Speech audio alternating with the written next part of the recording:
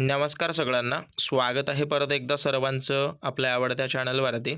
तर महसूल विभागाअंतर्गत जे महसूल सेवक किंवा ज्याला आपण कोतवाल म्हणतो, तर त्या संवर्गाच्या पदभरती संदर्भातचा हा व्हिडिओ होणार आहे. त्या अगोदर नवीन असाल सगळ्यांनी आपल्या चॅनलला सबस्क्राईब करून घ्या आणि काहीही तुमच्या समस्या असतील तर अवश्य मला विचारू शकता. ओके, वेळ न गमावता पाहूयात. आणि सगळ्यात महत्त्वाचं, टेलिग्राम जॉईन केलं नसेल टेलिग्राम जॉईन करा, कारण का ही माहिती मी ऑलरेडी टेलिग्रामला अपलोड केलेली आहे. टेलिग्रामची लिंक तुम्हाला खाली मिळून जाईल. तर याच्यामध्ये काय दिलं आहे किंवा हे परिपत्रक नेमकं कशाशी रिलेटेड आहे, तर पाहायला गेलं तर महसूल सेवक किंवा या पदभरती संदर्भातचा हा एक परिपत्रक आहे, अर्ज वगैरे आहे असं तुम्ही म्हणू शकता.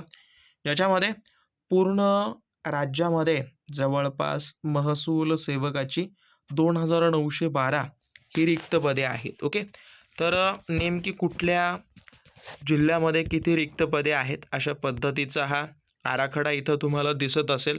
सो हा एक वेळा चेकआउट करून घ्या. जसं की छत्रपती संभाजीनगरमध्ये रिक्त पदे 283 आहेत.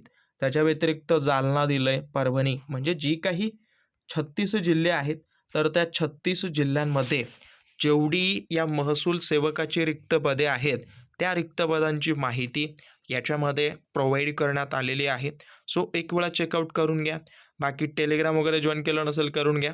त्या संदर्भात तिथं PDF वगैरे मी अपलोड केलेली आहे. ओके, आलं का लक्षात? हे अशा पद्धतीनं दिले.